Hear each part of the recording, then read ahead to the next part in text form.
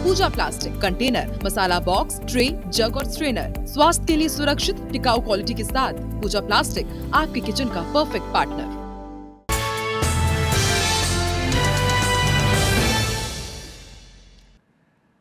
नमस्कार, news roundup में बहुत स्वागत है आप सभी का। मैं हूं आपके साथ अविनाश कर। शुरुआत करेंगे भोपाल से मिल रहे एक बड़े अपडेट के साथ। सीएम डॉक्टर मोहन यादव ने कानून व्यवस्था, लॉ एंड ऑर्डर की समीक्षा की है। प्रदेश के कलेक्टर्स और एसपी के साथ वीडियो कॉन्फ्रेंसिंग के जरिए ये समीक्षा बैठक ली गई है। कई महत्वपूर्ण निर्देश दिए गए। कानून व्यवस्था की आदर्श स्थिति सुनिश्चित की जाए, ये कहा है। अपराध नियंत्रण पहली प्राथमिकता हो, पुलिस की नियमित गश्त हो, किसानों को कोई समस्या न हो, खाद उपलब्ध हो, उचित व्यवस्था की जाए, खाद वितरण की व्यवस्था सुधारा जाए, खाद लेने के लिए अधिक देर न लगे किसानों को, और अगर वो दूर से आते हैं तो ठंड होने लगे, इससे बचाने के लिए भी व्यवस्था होनी चाहिए। तो शीतकाल से बचाव के आवश्यक उपाय करें, ये भी कहा गया है। और ज़िलों में ठंड से बचाव के लिए जनता के लिए व्यवस्था सुनिश्चित की जाए। ये तमाम बातें इस वक्त सीएम डॉक्टर मोहन यादव ने जो समीक्षा बैठक ली है कलेक्टर्स और एसपी की, उसमें साफ साफ कह दिया है। बिलासपुर में पचपेड़ी थाना के सुकूल कारी गांव में शराब पीने के विवाद ने हिंसक रूप ले लिया। एक ही परिवार के 3 भाइयों ने अपने पिता के साथ मिलकर 2 सगे भाइयों पर चाकू से हमला कर गंभीर रूप से घायल कर दिया। घायलों की पहचान राजेंद्र महिलांगे और फूलचंद महिलांगे के रूप में हुई है। दोनों भाइयों को गंभीर हालत में बिलासपुर रेफर किया गया। पुलिस ने 4 आरोपियों को गिरफ्तार किया है। चाकूबाजी के मामले में एक अपचारी नाबालिग है।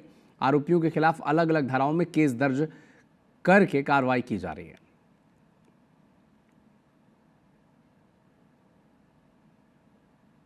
धमतरी में पुलिस ने फर्जी एसीबी अधिकारी बनकर लूट करने वाले गिरोह का पर्दाफाश किया। 2 आरोपी भी गिरफ्तार किए गए हैं। एक आरोपी की तलाश फिलहाल जारी है। दरअसल 25 नवंबर को आरोपियों ने एसीबी अधिकारी बनकर रुद्री क्षेत्र के सोरम गांव में रहने वाले महावीर साहू की बुआ के घर में घुसकर तलाशी ली थी। ये भी वीडियो हमने आपको दिखाया था। आरोपी अपने साथ एक लैपटॉप, एक टैबलेट और 8 मोबाइल ले गए, लेकिन शक हुई तो पुलिस ने जाँच शुरू की और तब जाकर 2 आरोपी गिरफ्तार हुए। एक की तलाश जारी है। इसमें 2 आरोपी जो हैं वो गिरफ्तार हो चुके हैं। एक रामचंद्र देवांगन 40 वर्ष उम्र धमतरी के निवासी हैं। एक नागेंद्र पटेल 36 वर्ष उम्र है, ये कोरिया जिले के निवासी हैं। तीसरा आरोपी एक है हितेश सिंह, वो भी कोरिया के निवासी हैं। वो अभी फरार चल रहे हैं, उनकी खोज पड़ताल जारी है। दुर्ग में लगातार बदमाशों द्वारा स्टंट की घटनाएं सामने आ रही हैं। मनचले अपनी जान जोखिम में डालकर स्टंट करते सड़क पर हुड़दंग करते हैं। वीडियो भी सामने आते ही रहते हैं। हाल ही में एक वायरल वीडियो स्टंट का सामने आया। पुलिस ने तत्काल एक्शन लिया और इन स्टंट करने वाले युवाओं को गिरफ्तार किया है। उनकी गाड़ी भी जब्त कर ली है। गाड़ी का नंबर 66।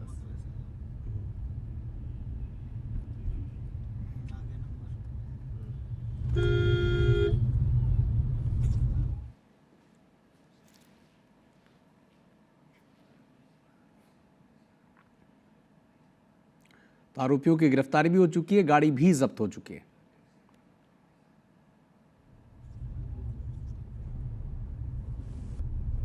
गाड़ी का नंबर।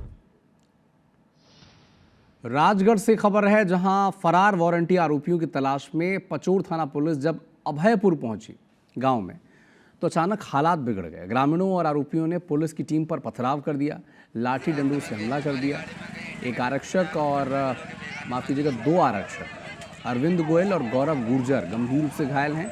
गाड़ी को भी नुकसान पहुंचा है। एक आरोपी को पकड़ लिया गया है। 100 ग्राम स्मैक उसके पास से बरामद की गई है, जबकि उसके जो 2 साथी थे वो फरार हो गए हैं। जब पुलिस ने घेराबंदी करी तो अचानक पुलिस के ऊपर वहां पे पड़े हुए पत्थरों से पथराव कर दिया, जिसमें हमारे पचौर थाने के आरक्षक अरविंद गोयल, उनके सिर में चोट आई और एक अन्य आरक्षक भी उसमें घायल हुआ। और जो साथ में ले गए वाहन थे उनके साथ, तो उन वाहनों पर भी उन्होंने पथराव किया, तो उसमें उनको नुकसान पहुंचा। कांच वगैरह उसके जो रहते हैं वो टूट गए। 3 आरोपी हैं इसमें। कौन है इसमें? आरोपी मोर सिंह है, जिनको पुलिस ने पकड़ लिया है, और प्रेम सिंह तंवर और बैजनाथ तंवर जो है ये भी खाजली गांव के ही हैं। इन लोग अभी फरार हैं। इनके लिए पुलिस के लिए तलाश टीम निकल चुकी है और तलाश कर रही है। सूरजपुर में KG2 के बच्चे को पेड़ पर लटकाने वाले मामले में बड़ा खुलासा हुआ। प्रताड़ना का आरोप झेल रही शिक्षिका नाबालिग अब बताई जा रही है। क्योंकि IBC24 के पास शिक्षिका की मार्कशीट भी मौजूद है जिसमें उसकी उम्र 18 साल से कम है।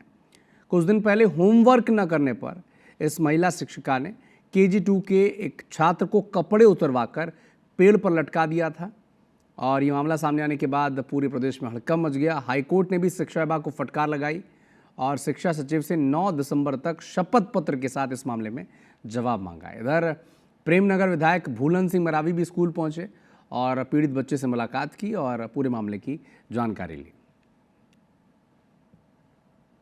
बोला गया शिक्षा विभाग इसमें क्या संज्ञान लेता है, मामला विभाग का है, निर्देश उनको दे दिया गया है, निश्चित तौर पर कार्रवाई करेंगे।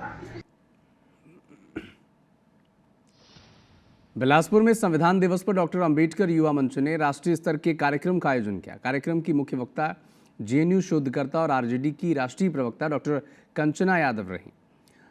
सभा को संबोधित किया और कहा कि सिस्टम में बैठे कुछ लोग दलित पिछड़े समाज की आवाज को दबाना चाहते हैं।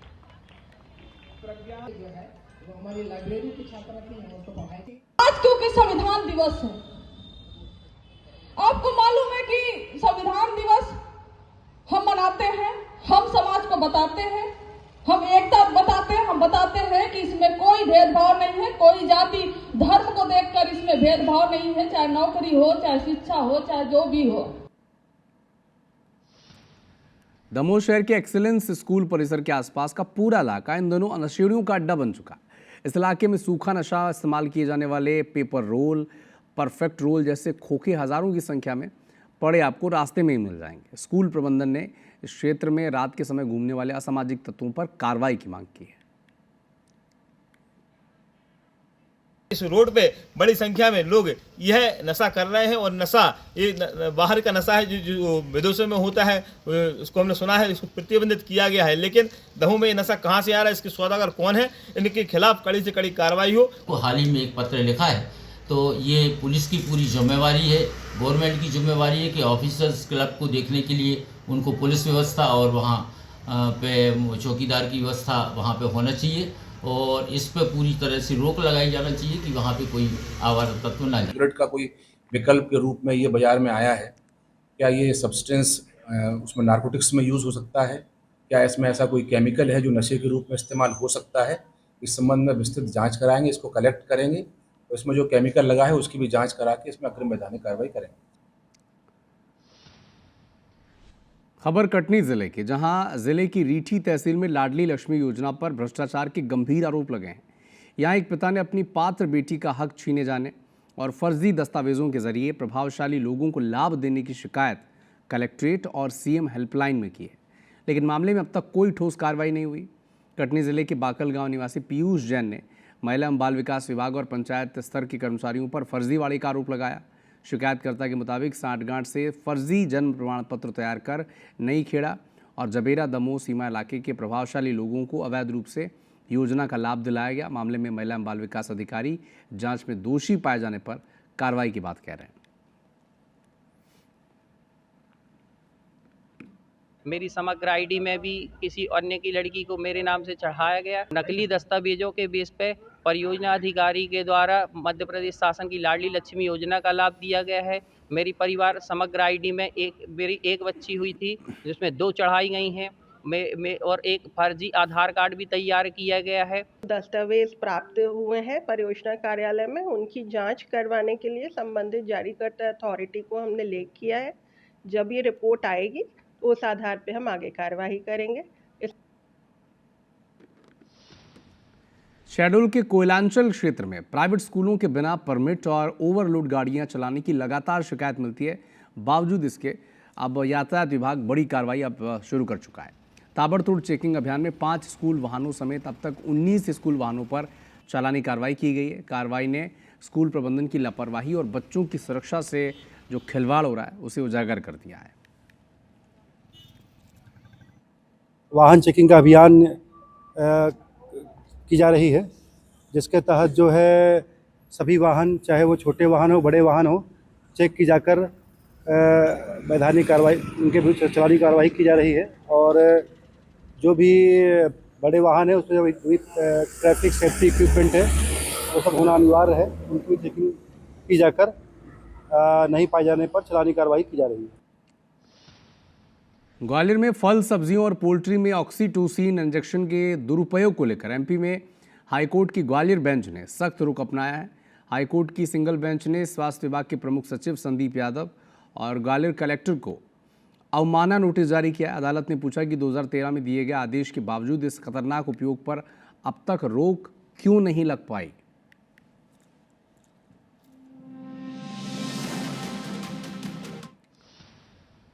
इधर छत्तीसगढ़ में धान खरीदी और किसानों की समस्या को लेकर अलग अलग खबर सामने आ रहा है। अंबिकापुर के सीतापुर इलाके में धान की खरीदी बड़ी ही सुस्त गति से चल रही है। इसी के चलते किसानों को समितियों में धान बेचने के लिए काफ़ी लंबा इंतजार करना पड़ता है। इधर अंबिकापुर के सरगवा नमना कला में धान सूक्ति के नाम पर किसानों से 200 से 300 ग्राम की ज़्यादा धान लिए जा रहे हैं, जिसका किसानों ने विरोध किया है। अब रायगढ़ में अवैध धान परिवहन पर एक्शन जारी है। रायगढ़ जिले में अब तक 7300 क्विंटल धान पकड़ाया जा चुका है, जिसकी कीमत तकरीबन 2.25 करोड़ रुपए है। अब धान खरीदी के 45 केस बन चुके हैं। गोरेला पेंड्रा में भी धान के अवैध परिवहन और भंडारण पर कार्रवाई जारी है। 346 क्विंटल अवैध धान जब्त की गई है। पखांजूर के किसान पंजीयन को लेकर परेशान हैं। समय अवधि खत्म होने के बाद भी किसानों को धान बेचने में समस्या आ रही है। जबकि जांजगीर के कृषि महाविद्यालय अनुसंधान केंद्र में 302 किस्म के धान का परीक्षण किया जाएगा।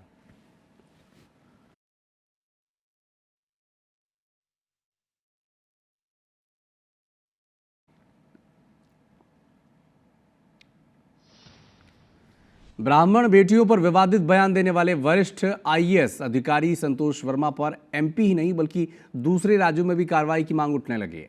रायपुर में हिंदू संगठन ने एसपी कार्यालय पहुंचकर ज्ञापन सौंपा और कार्रवाई की मांग की। दुर्ग में भी ब्राह्मण समाज ने एसपी को ज्ञापन सौंपा और कार्रवाई की मांग की।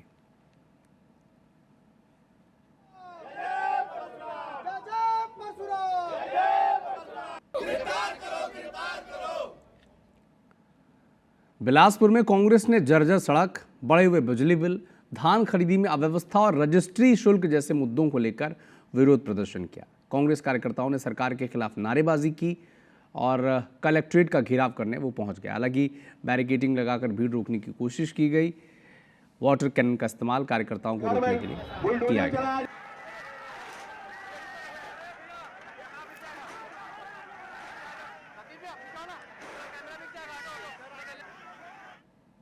सड़कों को लेकर बदहाल है बिलासपुर जिला, पूरा छत्तीसगढ़ बदहाल है। धान खरीदी में किसान परेशान है।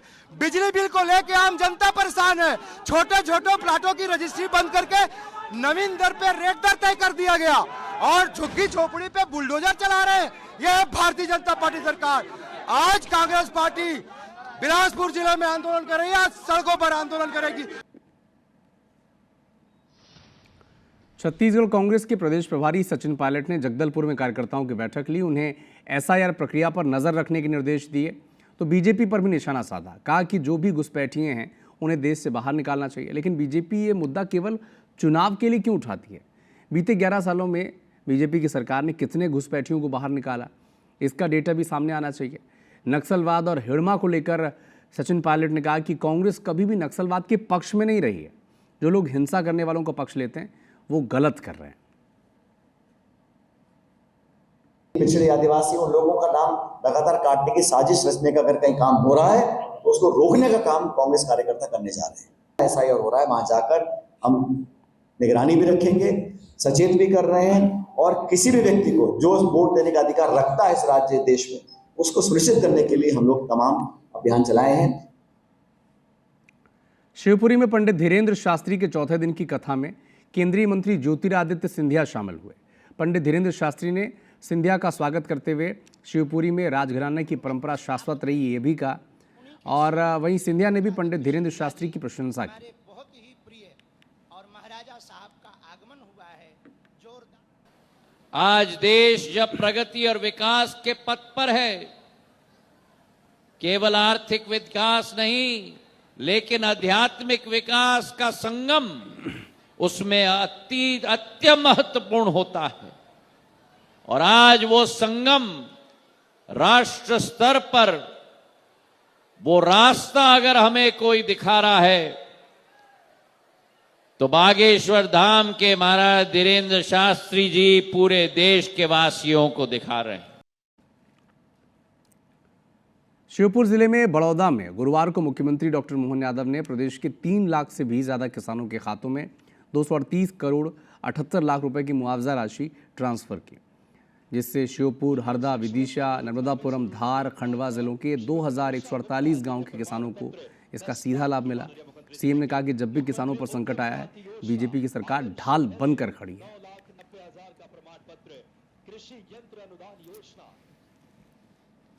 हम तो दिल चीर के आपके लिए स्वागत करने के लिए तैयार हो जाते, पर पता नहीं क्या हो जाता आपने दोनों बार क्या मालूम क्या भगवान ही बताओ क्या करते हैं।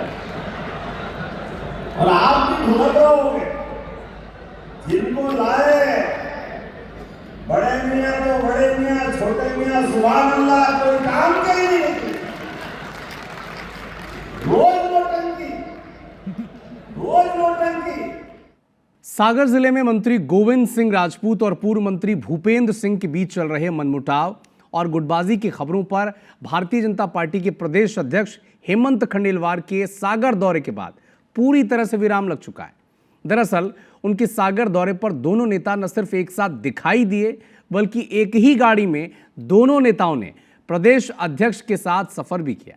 साथ ही एक ही टेबल पर मंत्री और पूर्व मंत्री भोजन करते भी नजर आए हैं।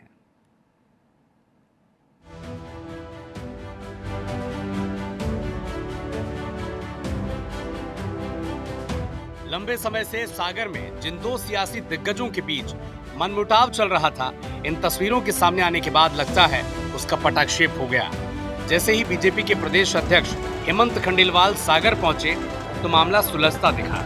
मंत्री गोविंद सिंह राजपूत और पूर्व मंत्री और खुरई से विधायक भूपेंद्र सिंह एक साथ नजर आए। दोनों नेता एक ही रथ पर सवार होकर बीजेपी के दफ्तर पहुंचे। इतना ही नहीं, दोनों नेताओं ने प्रदेश अध्यक्ष के साथ एक दूसरे के घर पहुंचकर भोजन भी किया। जिसके बाद बीजेपी प्रदेश अध्यक्ष ने भी मीडिया के सामने कहा कि जिले में अब कोई गुटबाजी नहीं चल रही। इस पूरे राजनीतिक घटनाक्रम के बाद हमने जब पूर्व मंत्री भूपेंद्र सिंह से बात की तो उन्होंने मंत्री राजपूत से मनमुटाव के सवाल पर कहा कि बीजेपी का बड़ा परिवार है, परिवार में छोटी मोटी बातें होती रहती हैं, जब साथ में बैठते हैं, बातचीत होती है तो ये चीजें समाप्त हो जाती हैं। और प्रदेश अध्यक्ष ने कल उसका प्रयास किया है, ये आगे नहीं रहेगा, सब मिलकर काम करेंगे। मनमुटाव नहीं था, एक परिवार है, बड़ा परिवार है, तो परिवार में छोटी मोटी बातें होती है, पर जब बैठते हैं, बातचीत होती है तो ये सब चीज़ें समाप्त होती है। और कल अध्यक्ष जी ने उस बात का प्रयास किया है। यहाँ के कार्यकर्ताओं का, हमारे सांसद, विधायक, जिलाध्यक्ष और सभी प्रमुख कार्यकर्ताओं का धन्यवाद करता हूँ। उन्होंने आत्मीयता से स्वागत किया। आज हमने पार्टी के चिन्हित कार्यकर्ताओं की एक बैठक रखी थी, वो बैठक में भाग लेने में आया था। हालांकि कांग्रेस के पूर्व मंत्री पीसी शर्मा ने कहा कि बीजेपी में गुटबाजी चरम पर है, इसलिए प्रदेश अध्यक्ष को सुलह करने सागर जाना पड़ रहा है। तो ये कितने बिठा लें, जो पानी पी पी के कोसते थे, विधानसभा में कोसते थे, वर्जस की लड़ाई है, भार्गव जी को छोड़ ही दिया, शैलेंद्र जैन ने कहा वो है नहीं, ये वहाँ ये 2 नहीं है, वहाँ कई गुट हैं वहाँ सागर के अंदर। कई महीनों से दोनों नेताओं के बीच अनबन चल रही थी। दोनों ही नेता लगातार एक दूसरे पर बिना नाम लिए जुबानी हमला बोल रहे थे, लेकिन बीजेपी को उम्मीद है कि इस प्रदेश अध्यक्ष के पटाक्षेप के बाद स्थिति और बेहतर होगी। Bureau report, IBC24।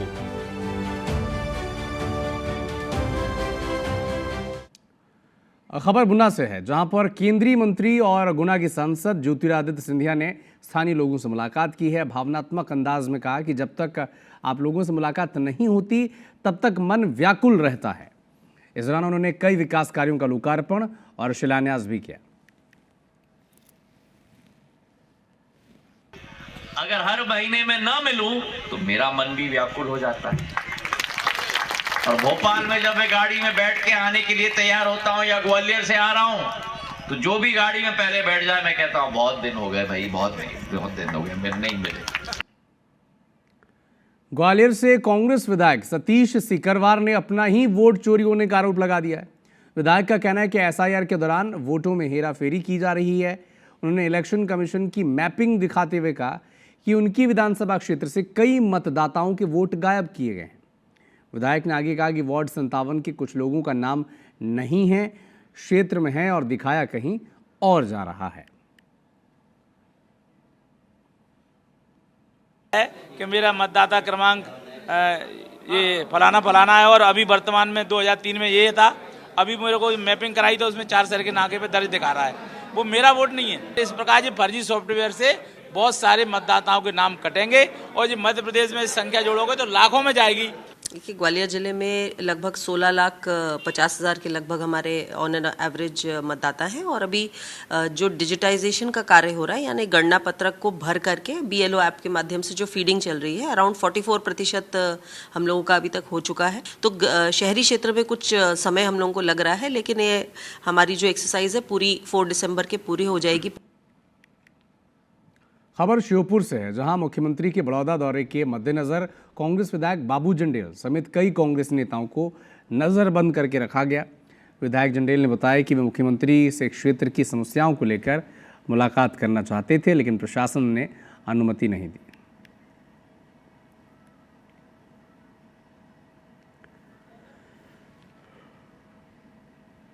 मेरी किसानों की और लड़ाई है, खाद है, बिजली का बिल है, KCC का ब्याज माफ है, ये तमाम बात मैं मुख्यमंत्री जी से रखना चाहता था, पर ये भाजपा नेता और प्रशासक की तानाशाही है जो मुझे सुबह से ही 8 बजे से नज़र कैद रख लिया और मुझे कोतवाली में बैठान रखा है। मेरी बात को, मेरी आवाज़ को ये दबाना चाह रहे हैं। सीएम विष्णुदेव साय जशपुर जिले के नारायणपुर में आयोजित किसान महतारी सम्मेलन में शामिल हुए, जहां कार्यकर्ताओं ने उनका भव्य स्वागत किया। इस दौरान सीएम साय ने कार्यक्रम में महतारी वंदन योजना के हितग्राहियों और किसानों को चेक बांटे। सीएम ने कुनकुरी क्षेत्र के विकास के लिए 80 करोड़ रुपए के कई विकास कार्यों का भूमि पूजन किया। साथ ही खेल मैदान, स्ट्रीट लाइट, शिव मंदिर, मंगल भवन, छठ घाट निर्माण की भी घोषणा की। धन्यवाद करता हूं, समय निकालकर इस कार्यक्रम में आए और आज करीब 80 करोड़ के विकास कामों का लोकार्पण और भूमि पूजन भी किए हैं। उसके लिए क्षेत्रवासियों को बहुत बहुत बधाई और शुभकामनाएं। मुरैना में सीएम डॉक्टर मोहन यादव ने 162 करोड़ से ज़्यादा के विकास कार्यों का लोकार्पण और भूमि पूजन किया। सीएम ने छात्राओं से बात की, किसानों के लिए बड़ी घोषणाएं की और वर्चुअली 70 करोड़ की लागत से बनने वाले आयुर्वेदिक मेडिकल कॉलेज का भूमि पूजन किया। उत्पादन को लेकर भी और उत्पादित दूध का दाम ठीक से मिले, हमारे दूध के सारे उत्पादों को देश भर में जाना जाए, इसलिए गौशाला का अनुदान भी डबल कर दिया और घर में आप बच्चे बड़े होते हैं वो दूध उत्पादन के लिए अगर वो अपनी गौशाला खोलना चाहते हैं तो 25 गाय माता या भैंस लेकर आप आओगे, 40 लाख रुपया अगर आपने डेली प्रोजेक्ट बनाया तो 10 लाख रुपया सरकार उसको मिलाएगी अपने लोगों की आय बढ़ाने के लिए। छत्तीसगढ़ में धान की खरीदी चल रही है, लेकिन पड़ोसी राज्यों से धान लाकर कोचिए खपा न दें, इसे रोकने के लिए कोलिए Markfed AI camera intelligence based system से बॉर्डर पर निगरानी रख रहा है। नवा रायपुर के मार्कफेड मुख्यालय में इंटीग्रेटेड कंट्रोल कमांड सेंटर तैयार किया गया, जहां प्रदेश के बॉर्डर पर तैनात CCTV कैमरों की लाइव ट्रैकिंग की जा रही है। इस सिस्टम की मदद से अब तक 41,000 क्विंटल अवैध धान जब्त कराया गया। कैसा है ये कंट्रोल रूम और कैसे हाईटेक निगरानी से रोकी जाती है धान की तस्करी, देखिए हमारे संवाददाता राजेश राज की इस रिपोर्ट में। नया रायपुर के मार्कफेड ऑफिस में हम मौजूद हैं और छत्तीसगढ़ में जो धान की खरीदी होती है सरकारी, उसकी एक तस्वीर आपको दिखाने लेकर के आए हैं कि किस तरह से टेक्नोलॉजी की मदद से हाईटेक खरीदी सिस्टम को डेवलप किया गया है। और ये तस्वीर देखिए, स्क्रीन पर आपको ये जो तस्वीरें दिखाई दे रही है, ये बॉर्डर जिले पर लगे CCTV कैमरे की सीधी फुटेज है रियल टाइम पे, और जो यहाँ पर नया रायपुर के मार्कफेड ऑफिस में आए हैं। और बाकायदा एक की पूरी टीम आपको यहाँ पर नजर आएगी। 24/7 ये करीब 25-30 लोगों की टीम आपको हमेशा यहाँ पर काम करती हुई दिखाई देगी।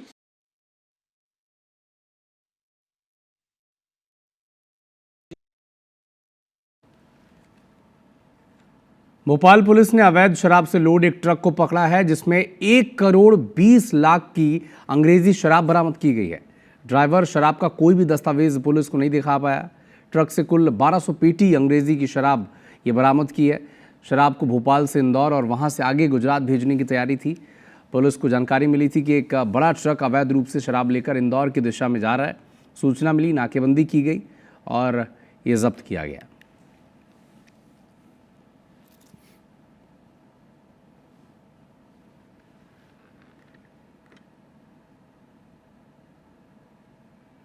मुखबिर सूचना पर ट्रक बरामद किया। ट्रक ऊपर से तिरपाल से ढका हुआ था। जब उसकी गहनता से चेकिंग की गई तो उसमें लगभग 1 करोड़ 20 लाख रुपए की अवैध शराब होना पाया गया और इसके संबंध में अब तफ्तीश की जा रही है। अभी हमने जो जाकिर शेख नाम का चालक है उसको हिरासत में लिया है। विदिशा जिले के नौलास गांव के स्कूली बच्चों को पीने का पानी के लिए संघर्ष करना पड़ता है। गांव में जो हाई स्कूल है वहाँ न तो हैंडपंप है और न ही पानी की टंकी है। सालों से बच्चे और शिक्षक इसी अभाव से जूझ रहे हैं। व्यवस्था की उदासीनता कहें या लापरवाही, लेकिन सबसे बड़ा नुकसान इन मासूम बच्चों का हो रहा है जो सपनों के साथ स्कूल तो आते हैं लेकिन हर दिन पानी के लिए संघर्ष कर वापस लौटते हैं। स्कूल में टॉयलेट तो है लेकिन उसमें उपयोग करने के लिए पानी की कोई व्यवस्था नहीं है। गांव में पानी की पाइपलाइन मौजूद है लेकिन स्कूल तक कनेक्शन आज तक आ नहीं पाया है।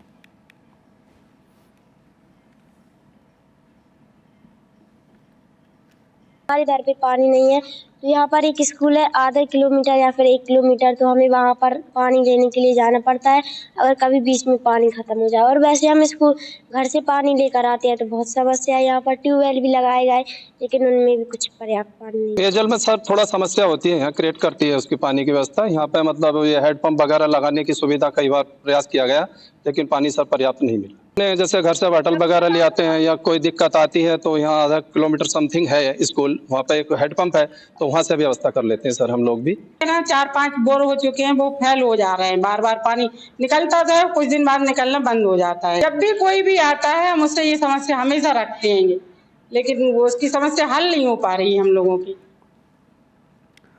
ग्वालियर चंबल अंचल में स्वास्थ्य सेवाओं का बुरा हाल है। आलम यह है कि संभाग के सबसे बड़े जया रोग अस्पताल में इन दिनों अल्ट्रासाउंड, एक्सरे, एमआरआई के लिए 2-2 महीनों का इंतजार करना पड़ रहा है। मुरार के जिला अस्पताल में आयुष्मान मरीजों के एमआरआई कराने से कंपनी ने हाथ खड़े कर लिए हैं। इसके पीछे कंपनी 2.5 करोड़ रुपए लंबित भुगतान का हवाला देता है। आनन फानन में स्वास्थ्य विभाग ने नोटिस भी जारी किया लेकिन मशीनें फिर से शुरू नहीं हो पाई हैं। हजीरा अस्पताल में भी मरीजों को एमआरआई की सुविधा नहीं मिल पाती। ऐसे में मरीजों को भारी भरकम रुपए खर्च कर प्राइवेट सेंटर में जाकर टेस्ट कराना पड़ता है और जिसका सीधा असर उनकी जेब पर पड़ता है।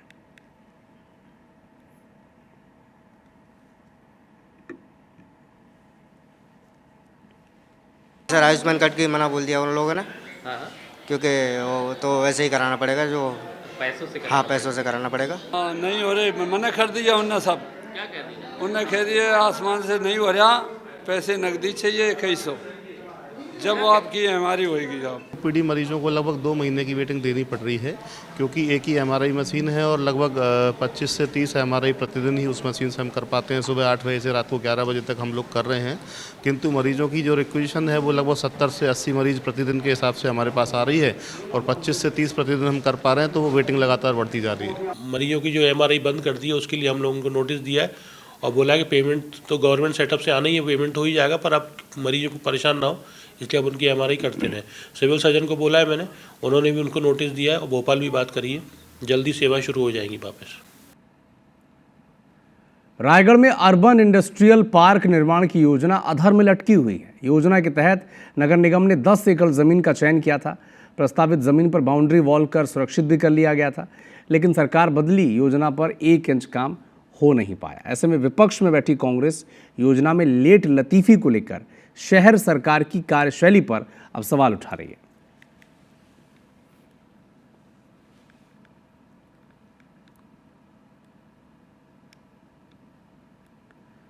तो जमीन पर बाउंड्री वॉल करने के साथ बिजली कनेक्शन भी किया गया था, लेकिन प्लॉटिंग हो पाती इससे पहले ही प्रदेश में सरकार बदल गई और ऐसे में आवंटन की राह देख रहे उद्यमी निराश हैं। कमिश्नर कह रहे हैं कि पार्क निर्माण में स्पष्ट दिशा निर्देश अब तक उन्हें मिले नहीं हैं। जो छोटे उद्योग हैं उनके लिए वो पार्क बनाया गया था और लगभग वो पूर्ण होने की स्थिति में है। तो अगर कोई भी पूर्ववर्ती सरकार की अच्छी योजनाएं हैं जो जनता को सीधे फ़ायदा उसका पहुंचता है, तो उन कार्यों को जो है प्राथमिकता पे जो है पूर्ण करके जो है उसको जनता का उसको कैसे लाभ मिल सके, इसका प्रयास करना चाहिए। रायगढ़ में विजयपुर में स्थान चिन्हांकित किया गया था, जिसमें जो निर्देश प्राप्त हुए थे उसके अकॉर्डिंग में उसमें बाउंड्री वॉल करा के उस ज़मीन को अभी सुरक्षित रखा गया है और प्लॉट्स जो है उसमें उस समय चिन्हांकित किए गए थे। काम प्रगति पे है और आगे जैसा भी निर्देश प्राप्त होगा उसके अकॉर्डिंग कार्रवाई की जाएगी। जगदलपुर रावघाट रायपुर रेल लाइन परियोजना के दूसरे फेज का काम शुरू हो रहा है। अभी वन क्षेत्र में सीमांकन की प्रक्रिया की जा रही है। ये सीमांकन मार्च तक पूरा कर लिया जाएगा, जिससे मानसून शुरू होने से पहले ही निर्माण कार्य शुरू किया जा सके। पहले चरण में दल्ली राजरा से रावघाट के बीच रेल लाइन बनाई गई। दूसरे फेज में जगदलपुर से रावघाट होते हुए इस रेल लाइन को रायपुर तक जोड़ा जाएगा और जगदलपुर और रावघाट के बीच एक साथ 2 से 3 जगह पर काम शुरू किए जाने की योजना है और माना जा रहा है कि 2030 तक जगदलपुर से रायपुर को कनेक्टिविटी मिल सकती है।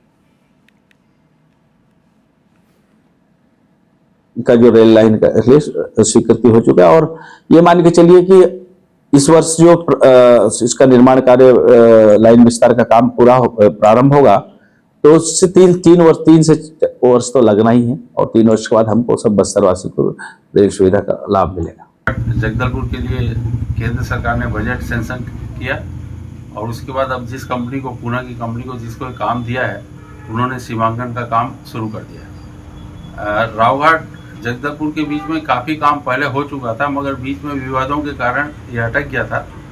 तो अब हम उम्मीद करते हैं कि जब बहुत ज़्यादा काम बाकी नहीं है तो ये काम जल्द से जल्द होगा।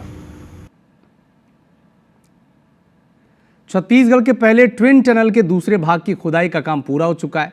अब छत्तीसगढ़ के लोग भारतमाला प्रोजेक्ट के जरिए दूसरे राज्य जैसे ओडिशा, आंध्र प्रदेश तक आसानी से पहुंच सकते हैं। इस प्रोजेक्ट के पूरा होने के बाद टनल की खुदाई से लेकर दोनों टनल के निर्माण कार्य तक की सबसे पहली तस्वीर हमने आप तक पहुंचाई है और जैसे ही दूसरे टनल की खुदाई का काम पूरा हुआ सभी कर्मचारी ने तिरंगा फहराकर अपनी खुशी का इजहार किया। एक रिपोर्ट आप देखें।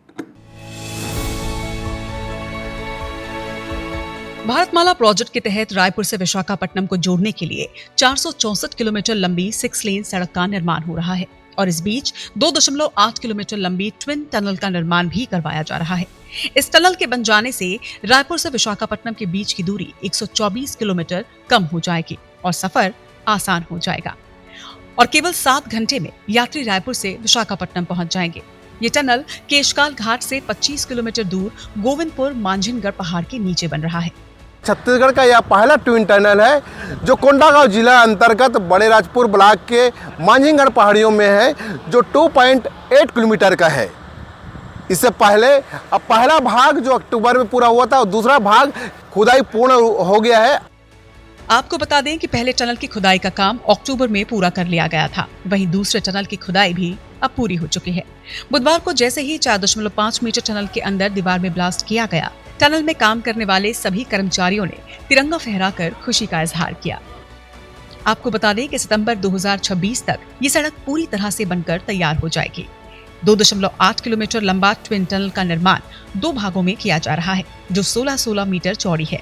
इस सड़क में आने और जाने वाली वाहनों के लिए अलग अलग टनल हैं। दोनों टनल में 3 लेन सड़क का निर्माण होगा।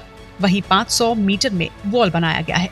अगर कोई गाड़ी खराब हो जाती है या कोई इमरजेंसी के हालात बनते हैं तो दूसरे सड़क मार्ग से गाड़ी मोड़ी जा सकती है। इसके अलावा टनल के भीतर वेंटिलेशन, कैमरे, इमरजेंसी एस्केप, टेलीफोन आदि संसाधन भी उपलब्ध होंगे। हम यहाँ पे लगभग 1 साल तक किया है एक्सकवेशन का। अभी तक 1 साल में 2 ट्यूब का ब्रेक थ्रू किया है। बहुत मेहनत किया है 24 घंटा में। 3 बार काम कर दिए, एक साल में खत्म करवा दिया। 2 टनल थ्रू हो गया। 2 टनल मिला के 5.5 किलोमीटर है। तो जो भी कोई वर्कर या ऑफिसर इतने 24 घंटे काम करता है उसको खुशी तो मिलेगी जब उसका टारगेट अचीव होता है। जैसे हम स्टार्टिंग में जब पढ़ते थे तो हम फर्स्ट आते थे, उस तरह की हमें खुशी महसूस हुई कि हमने अपना टनल थ्रू आउट कर दिया दोनों ट्यूब से। 5.5 किलोमीटर टनल भी कंप्लीट किया, 1.5 किलोमीटर लाइन भी कंप्लीट किया और 3 किलोमीटर बेंचिंग भी कंप्लीट किया। ये बाकी कंपनी कोई भी देखने से 4 साल का काम 1 साल में किया, फिर भी सेफ्टी से किया हम लोग। टनल निर्माण का काम जनवरी 2024 में शुरू हुआ, जो कि अगस्त 2026 तक पूरा हो जाएगा, जिससे न सिर्फ रायपुर से विशाखापट्टनम के बीच की दूरी कम होगी बल्कि कम समय में आवागमन होगा। सितंबर 2026 में यह प्रोजेक्ट पूर्ण रूप से बनकर तैयार होगा। प्रकाश नागा, विस्टन24 केएस काल से। और इसी बीच रायपुर से एक बड़ा अपडेट आप तक पहुंचा दें। थोड़ी देर में केंद्रीय गृह मंत्री अमित शाह रायपुर पहुंचने वाले हैं। डीजीपी आईजी कॉन्फ्रेंस में वो शामिल होंगे।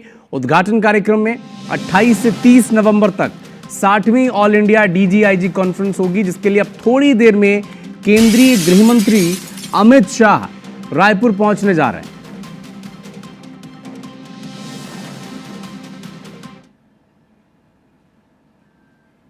ये 60वां ऐसा देश की आज़ादी के बाद 60वां ऐसा आयोजन है और देश के सभी राज्यों में पहले सिर्फ दिल्ली में हुआ करते थे। माननीय प्रधानमंत्री जी के बाद, मतलब नरेंद्र मोदी जी के प्रधानमंत्री बनने के बाद ये देश के विभिन्न राज्यों में होना प्रारंभ हुआ। उसी तारतम्य में भी छत्तीसगढ़ में हो रहा है, तो अच्छा प्रयोग है, अच्छा विषय है, अलग अलग राज्यों में होता है तो सबको अवसर मिलता है। थीम विकसित भारत जो 2047 का विजन है, वही थीम इसकी भी रखी गई। विकसित भारत के साथ इसके वहाँ की सुरक्षा, विकास के साथ सुरक्षा का भी उतना ही बड़ा भाव होता है, तो होना ही चाहिए। सर, पीएम मोदी ने तारीफ की है कि 2030 का जो कॉमनवेल्थ गेम होगा उसको लेकर के भारत मेजबानी करेगा, इस पर तारीफ की और कहा बहुत उत्सुक है हम इसको। बहुत बड़ी तैयारियां भी चल रही हैं, अच्छे इंफ्रास्ट्रक्चर डेवलप हो रहे हैं और मैं सोचता हूं कि हमारे देश में जब अगली बार ओलंपिक होगा उसका बेस भी बन जाएगा।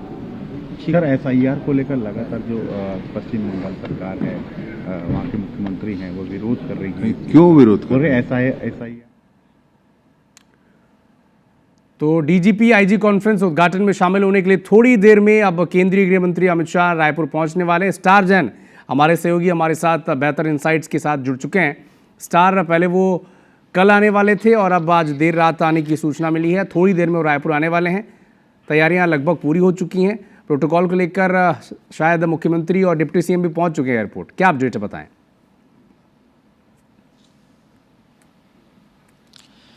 देखिए, केंद्रीय गृह मंत्री अमित शाह जो डीजीआईजी कॉन्फ्रेंस होने जा रही है उसमें शामिल होने के लिए रायपुर पहुंच रहे हैं।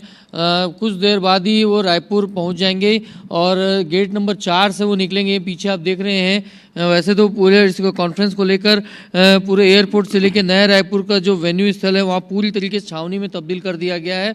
लेकिन इस वक्त मैं एयरपोर्ट पे मौजूद हूँ और गेट नंबर 4 पे जहाँ से अमित शाह डायरेक्ट निकलेंगे यहाँ, क्योंकि आपको बता दूँ और उनको रिसीव करने के लिए गृह मंत्री, छत्तीसगढ़ के गृह मंत्री विजय शर्मा हैं, वो पहुँच चुके हैं एयरपोर्ट। ना वो सामने तरफ से अंदर गए हैं, जो मेन बिल्डिंग है वहाँ तरफ से अंदर गए हैं और इसके अलावा तमाम दूसरे मंत्री हैं वो भी पहुँच रहे हैं धीरे धीरे। और ये जानकारी मिली कि कुछ देर में मुख्यमंत्री भी यहाँ पहुँचेंगे और कुछ ही देर बाद केंद्रीय गृह मंत्री अमित शाह भी रायपुर पहुंच जाएंगे। उनका प्लेन है और गेट नंबर 4 से निकल के सीधा वो M3 जाएंगे, जहां आज वो उनके रुकने के इंतजाम किया गया। रात्रि विश्राम यहीं करेंगे और कल सुबह से फिर केंद्रीय गृह मंत्री जो हैं बैठकों के दौर में शामिल हो जाएंगे।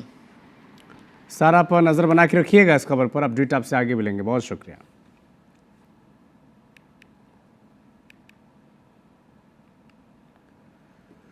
तो डीजीपी आईजी कॉन्फ्रेंस में शामिल होने के लिए केंद्रीय गृह मंत्री अमित शाह इस वक्त अब थोड़ी देर में रायपुर पहुंचने वाले हैं और 28 से 30 नवंबर तक ऑल इंडिया डीजीआईजी कॉन्फ्रेंस होना है और एक दिन बाद प्रधानमंत्री नरेंद्र मोदी भी इस कार्यक्रम में शामिल होंगे। 2 दिन वो भी नया रायपुर में रहेंगे और देश भर के आईजी, डीजीपी ये लोग अब पहुंचना शुरू कर चुके हैं और अब थोड़ी देर बाद केंद्रीय गृह मंत्री अमित शाह भी नया रायपुर पहुंच जाएंगे।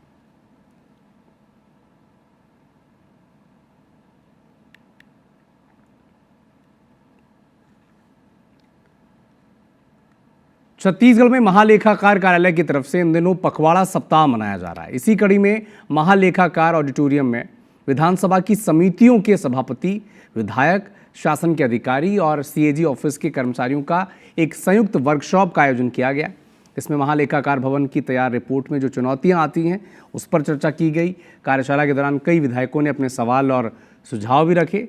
सेशन के दौरान विधायक अमर अग्रवाल, धर्मलाल कौशिक और अजय चंद्राकर विधानसभा की अलग अलग समितियों के सभापति के रूप में उन्होंने हिस्सा लिया और सुधार के लिए कई विधायकों ने सुझाव भी दिए। Committee on submission of papers विधायिका की होती है, उनमें सारी ये रिपोर्ट सबमिट होती है। वो अगर मीडिया उनको लेके उनके जो सुझाव हैं समितियों के वो जनता के सामने लेके आए तो ज़रूर उन पर कार्यपालिका कार्य करेगी। इस प्रकार की जो कार्यशाला होती है तो उसमें सुझाव भी आते हैं, कमियों का भी जिक्र होता है, वो सारे जिक्र होता है और चर्चा से ही, हमारे यहाँ की तो परंपरा है कि मंथन से ही अमृत निकलता है, तो चर्चाओं से ही एक अच्छी व्यवस्था का जन्म होता है। बहुत सारे सुधार हुए हैं, आने वाले समय में बहुत सारे गुंजाइश हैं, तो निश्चित रूप से छत्तीसगढ़ की जो प्रगति है उससे जुड़ा हुआ ये विषय है।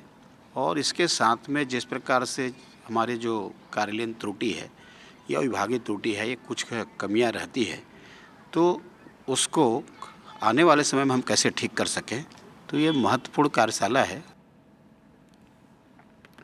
छत्तीसगढ़ कांग्रेस के प्रदेश प्रभारी 2 दिन बस्तर दौरे के बाद आज शाम दिल्ली रवाना हो गए सचिन पायलट और रायपुर एयरपोर्ट में मीडिया से चर्चा करते हुए उन्होंने बीजेपी की डबल इंजन सरकार से कई मांगे की है। उन्होंने कहा है कि बिहार की तर्ज पर छत्तीसगढ़, राजस्थान और दूसरे जो बीजेपी शासित राज्य हैं वहाँ पर भी महिलाओं को 10-10 हज़ार रुपये महीने मिलना चाहिए।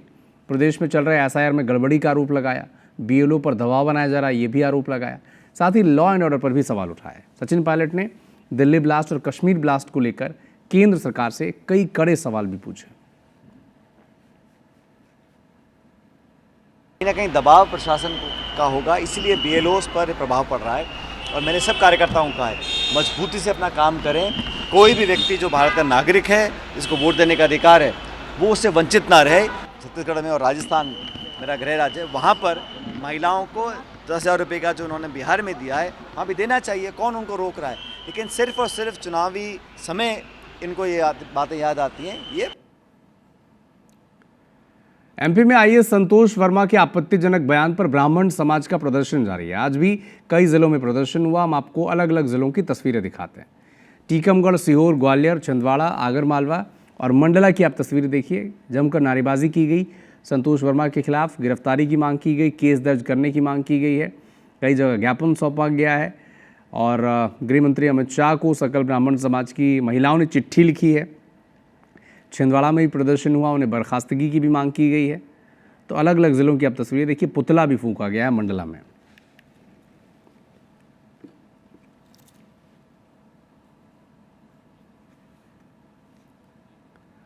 अंतर्राष्ट्रीय हिंदू परिषद के अध्यक्ष प्रवीण तोगड़िया गुरुवार को रायगढ़ पहुंचे। मीडिया से चर्चा करते हुए उन्होंने कहा कि राम मंदिर में भगवा लहरा दिया गया है और अब पूरे देश में घर घर भगवा लहराना बाकी है। हर हिंदू के बच्चों को अच्छी शिक्षा, युवाओं को रोजगार और परिवार को आरोग्य और किसानों को फसल का सही मूल्य दिलाना उनका लक्ष्य है।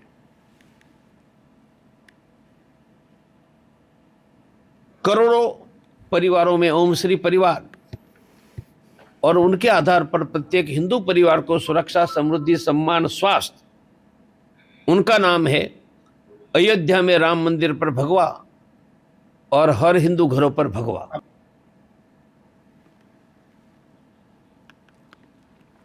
पन्ना जिले की गहरा पंचायत के इमलेनिया गांव तक प्रधानमंत्री ग्रामीण सड़क योजना का काम किया जा रहा है।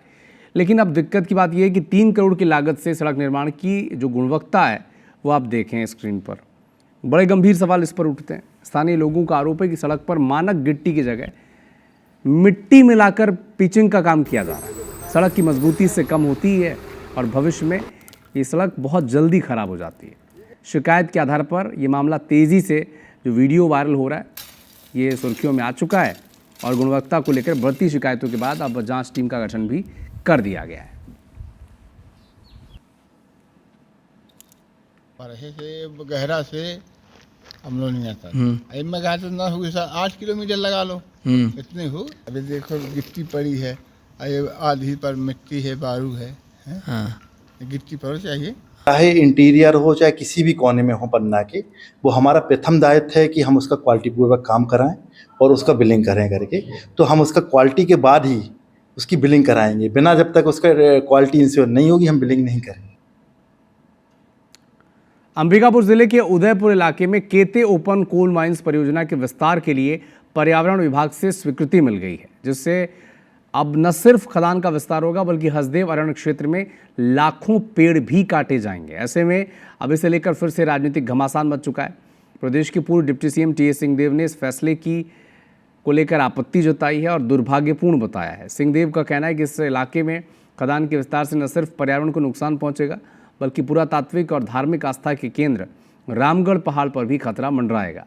सिंहदेव ने बीजेपी सरकार पर हमला बोला, आरोप लगाया बीजेपी एक तरफ सनातन होने का दिखावा करती है तो वही उसी के शासनकाल में रामगढ़ का प्राचीन मंदिर खतरे में आ गया है। इधर सिंहदेव के बयान पर बीजेपी ने पलटवार किया, कहा कि कांग्रेस शासनकाल में पेड़ों की कटाई हुई थी। मैं इतने कह सकता हूं कि फिलहाल हम लोग कानूनी सलाह भी इसमें लेंगे और कोर्ट के माध्यम से अगर कोई हल अब निकल सकता है तो उसके लिए भी पहल करेंगे। के समय टीएस सिंह के समय ही, अब इनकी जो सरकारें थी उस समय भी सारे जंगलें कटी, उतना बड़ा काम, लाखों पे पेड़ काटे गए और उस समय उनको खतरा विशेष महसूस नहीं हुआ। और अब जब बीजेपी की सरकार है तो उनको खतरा महसूस हो रहा है। तो ये कहने की बातें हैं, वो राजनीति करने का विषय है। फिल्मी दुनिया के महान सितारे धर्मेंद्र के निधन से न सिर्फ सिनेमा जगत बल्कि देश भर में उनके चाहने वालों को एक बड़ा झटका लगा। इन्हीं चाहने वालों में से एक सागर के 3 बत्ती स्थित टोपेक्स टेलर्स के प्रोपराइटर मास्टर अकबर भाई भी हैं, जिनकी दुनिया मानो अब थम सी गई है। उनकी आंखें नम हैं और दिलों में जिंदा है तो सिर्फ यादें। एक रिपोर्ट आप देखें।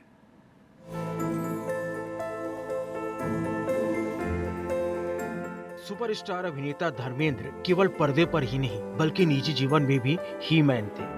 उनके निधन से उनके चाहने वाले सदमे में हैं। इन्हीं में से एक है सागर के मशहूर टॉपेक्स टेलर के मालिक अकबर भाई, जो धर्मेंद्र जी के इतने करीब थे कि कुछ महीने पहले ही उनके फार्म हाउस पर उनसे मिलकर वापस आए थे। उनका कहना है कि धर्म जी जैसा व्यक्तित्व दुनिया में नहीं हो सकता।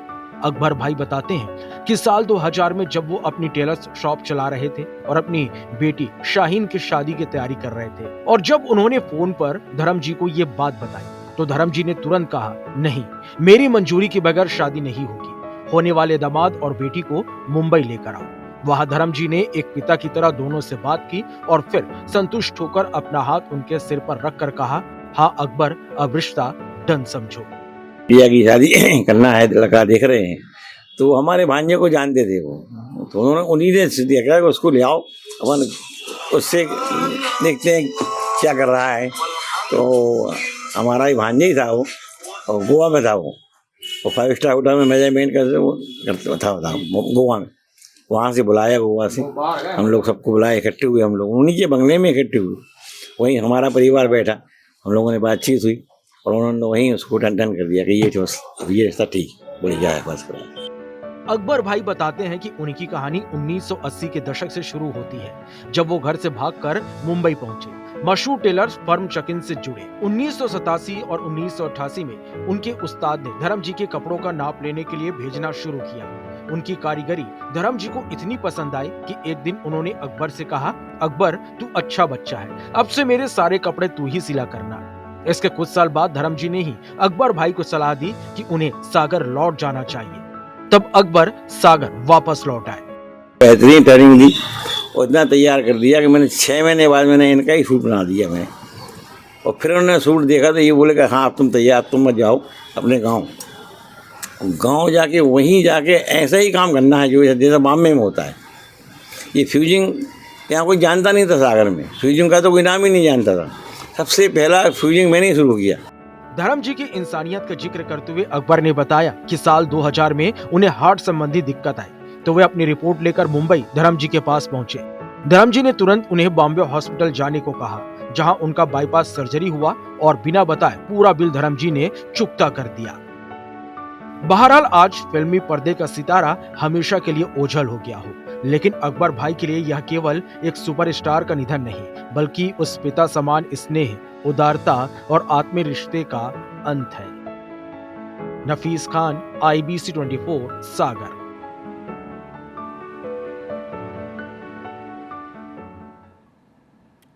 छत्तीसगढ़ में चल रहे SIR का अब साइड इफेक्ट दिखने लगा है। टीचर्स की SIR ड्यूटी से स्कूलों की शैक्षणिक व्यवस्था चरमरा सी गई है।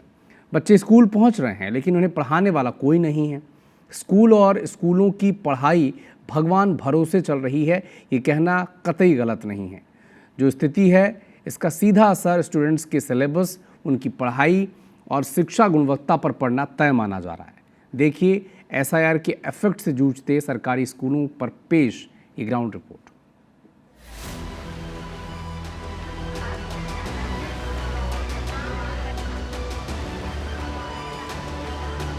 SIR की प्रक्रिया में बिलासपुर जिले में अकेले 3000 से ज्यादा शासकीय कर्मचारी SIR में काम में लगे हैं, जिसमें करीब 850 से ज्यादा शासकीय स्कूलों के शिक्षक हैं।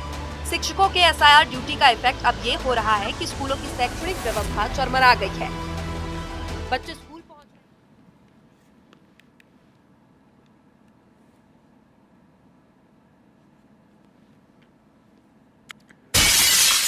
और इसी बीच एक बड़ा अपडेट आपको रायपुर से बता दें। केंद्रीय गृह मंत्री अमित शाह रायपुर पहुंच चुके हैं। DGP IG कॉन्फ्रेंस के उद्घाटन में वो शामिल होंगे।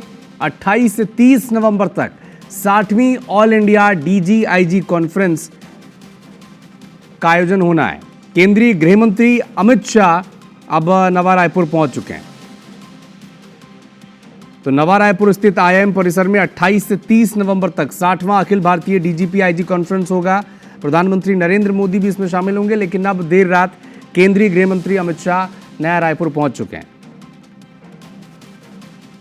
तो देश भर के लगभग 600 ऑफिसर VIP कार्यक्रम में शामिल होंगे, लेकिन सबसे पहले अब केंद्रीय गृह मंत्री अमित शाह नया रायपुर पहुंच चुके हैं।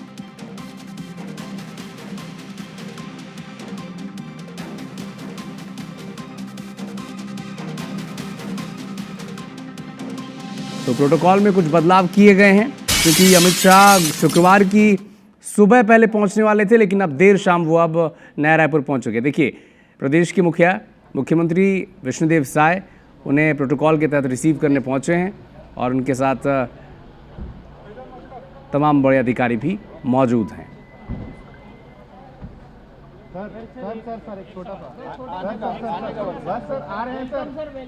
तो केंद्रीय गृह मंत्री अमित शाह नया रायपुर पहुंच चुके हैं और प्रोटोकॉल के तहत अब CM विष्णुदेव साय उन्हें रिसीव करने पहुंचे हैं। स्टार जैन हमारे सहयोगी जो इस वक्त एयरपोर्ट पर ही मौजूद हैं, जुड़ चुके हैं हमारे साथ। स्टार बताएं क्या अपडेट है?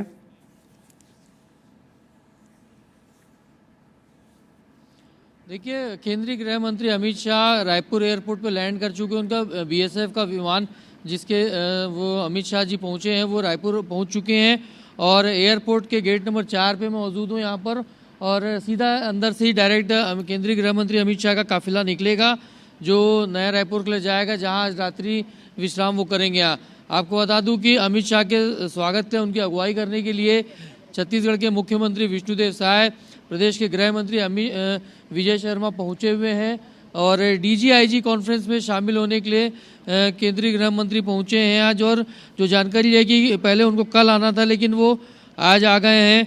इससे समझा जा सकता है कि ये जो DGIG कॉन्फ्रेंस होने जा रही है इसको लेकर कितना गंभीरता इसमें बढ़ती जा रही है। और आपको बता दूं कल प्रधानमंत्री नरेंद्र मोदी भी इस कॉन्फ्रेंस में शामिल होने के लिए रायपुर पहुंचेंगे आप। और अभी कुछ ही देर बाद आप देख रहे हैं सामने, कैमरामैन से कहूँगा कि जूम थोड़ा देखेंगे तो सामने जो गेट बंद दिख रहा है ये गेट नंबर 4 है और वहाँ से हलचल हो रही है और कुछ ही देर में ये गेट खुलेगा और जो कारकेड है गृह मंत्री का वो यहाँ से गुजरेगा। तो लगभग मुश्किल से मैं यदि बात कहूँ समय की तो 2 से 4 मिनट का समय और शेष है जब ये केंद्रीय गृह मंत्री का काफिला यहाँ से निकलेगा। और आपको बता दूं कि लगभग दिल्ली से वो यहाँ निकले हैं, पहुँचे हैं और रात के भी आज कुछ ना कुछ चर्चाएं करेंगे क्योंकि कल एक बैठक होनी है। और इसके अलावा बैठक के अलावा देखा जाए तो लगातार केंद्रीय गृह मंत्री छत्तीसगढ़ के संपर्क में है, क्योंकि यहाँ से नक्सल फ्री अभियान की शुरुआत उन्होंने की थी। मार्च 2026 का डेडलाइन दिया गया था और निश्चित तौर पर जब DGP कॉन्फ्रेंस में चर्चा होगी देश के आंतरिक सुरक्षा के मामले को लेकर, छत्तीसगढ़ के सुरक्षा के मामले को लेकर, तो ये जो विषय है माओवादियों वाला, नक्सल वाला, ये भी उठेगा। और शायद एक समझा जा सकता है कि आज एक दिन पहले अमित शाह जी यहाँ पहुँचे हुए हैं, तो उस पर चर्चा वो माओवादियों को लेकर भी यहाँ के अधिकारियों से, यहाँ के मुख्यमंत्री से चर्चा कर सकते हैं। कुछ ही देर बाद केंद्रीय गृह मंत्री अमित शाह है, उनका काफिला यहाँ से निकलेगा। हाँ, आप नजर बना के रखिएगा स्टार। तो एक महत्वपूर्ण अपडेट दर्शकों तक पहुंचा दें। केंद्रीय गृह मंत्री अमित शाह अब रायपुर पहुंच चुके हैं, क्योंकि वो कल सुबह पहुंचने वाले थे, लेकिन प्रोटोकॉल में कुछ बदलाव आया और अब वो देर रात नवा रायपुर पहुंचे हैं। उन्हें रिसीव करने के लिए प्रोटोकॉल के तहत अब प्रदेश के मुख्यमंत्री विष्णुदेव साय वहां पर पहुंचे हैं। प्रधानमंत्री के दौरे को लेकर क्या अपडेट है? उनका टाइमिंग फिक्स है, जो था निर्धारित, पूर्व निर्धारित वही रहेगा या फिर उसमें भी कुछ बदलाव है? स्टार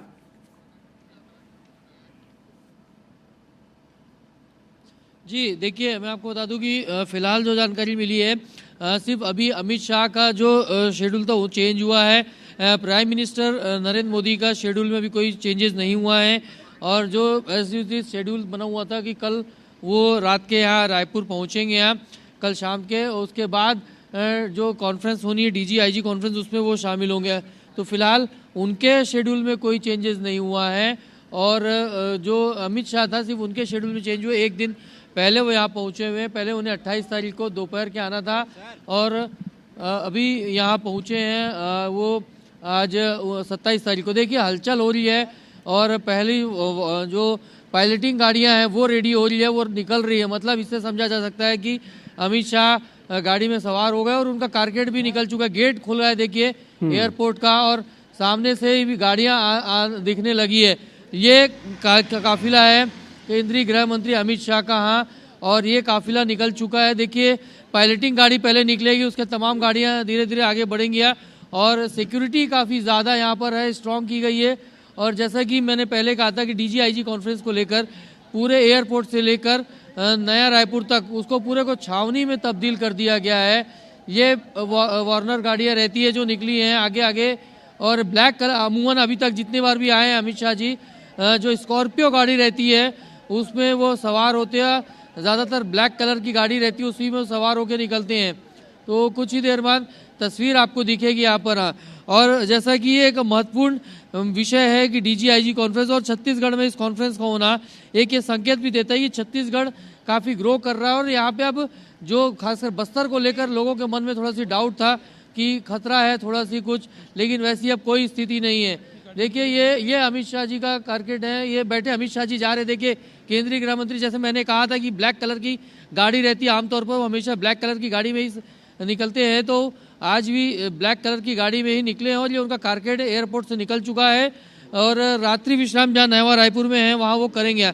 कुल मिलाकर ये सुरक्षा के कड़े इंतजाम किए गए हैं। जैसा कि हमने तस्वीर में दिखाया कि केंद्रीय गृह मंत्री अभी निकले हैं, और एयरपोर्ट से लेकर नया रायपुर तक पूरे छावनी में तब्दील हो चुका है इस वक्त। जी स्टार, एक और अपडेट मैं आपसे समझना चाहता हूं कि आपने जैसे एयरपोर्ट के गेट को लेकर प्रोटोकॉल बताया कि गेट नंबर 1 बंद कर दिया गया है, गेट नंबर 2 आम लोगों के लिए जारी है। ट्रैफिक को लेकर क्या व्यवस्था रहेगी? कौन कौन से रूट्स कल आम जनता के लिए बंद रहेंगे, और जब तक ये कार्यक्रम रहेगा DG-IG कॉन्फ्रेंस?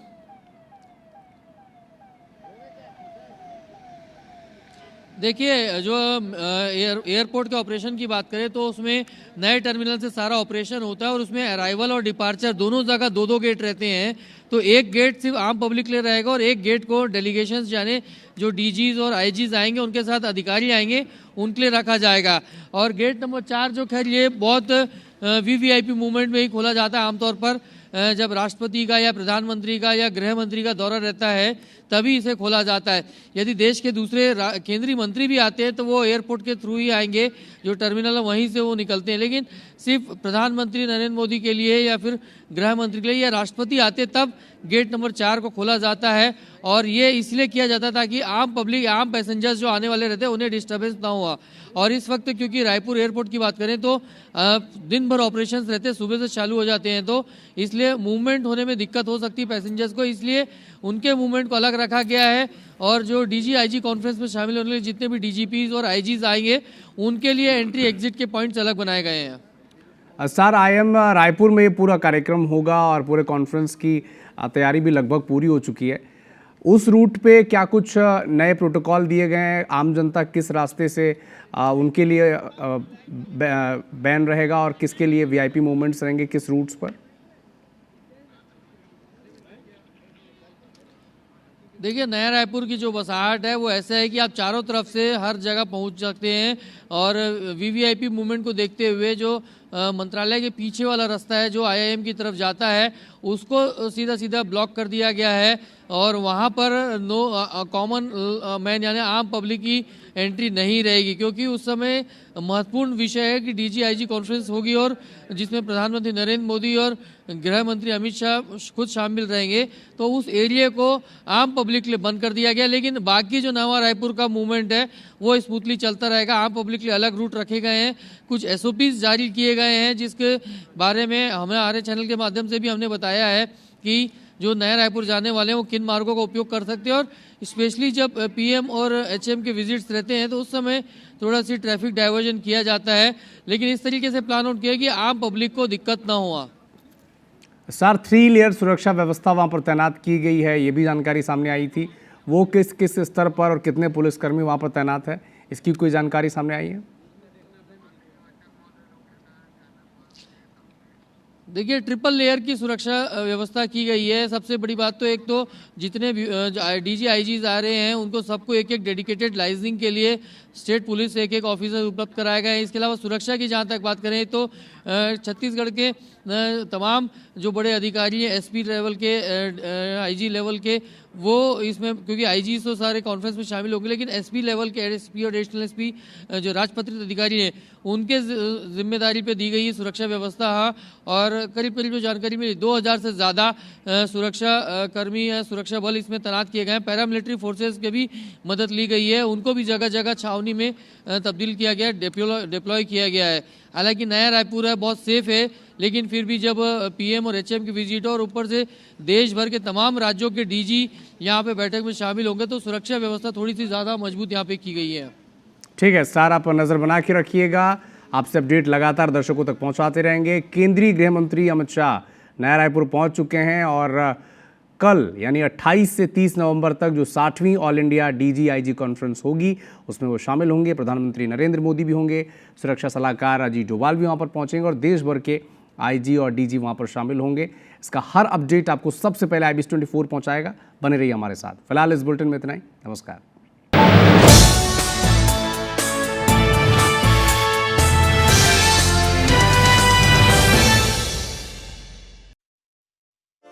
हम आपको एक